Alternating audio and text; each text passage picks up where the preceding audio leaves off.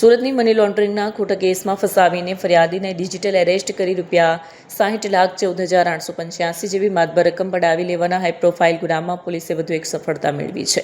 પકડાયેલા આરોપી પ્રતીક શુક્લા માત્ર 22 વર્ષનો છે અને તે સુરતના જાણીતા ટેક્સટાઇલ માર્કેટમાં કાપડ ડિજિટલ ડિઝાઇનિંગનું કામ કરે છે.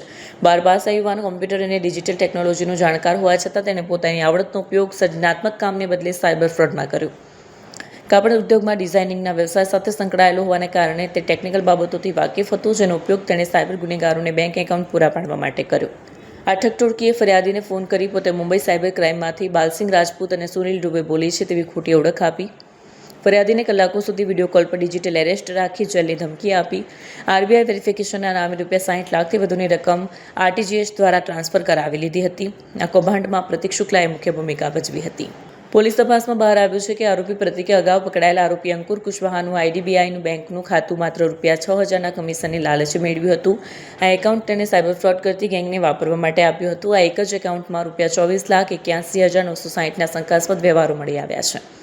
સુરત સાયબર ક્રાઇમ પોલીસે આરોપી પ્રતીક શુક્લાને કોર્ટમાં રજૂ કરી 2 દિવસના રિમાન્ડ મેળવ્યા છે. પોલીસ હવે તે દિશામાં તપાસ કરી રહી છે કે કાપડ માર્કેટમાં કામ કરતા અન્ય કેટલા યુવાનો આ રીતે કમિશનની લાલચે પોતાના કે અન્યના બેંક ખાતા સાયબર ઠગોને વેચી રહ્યા છે.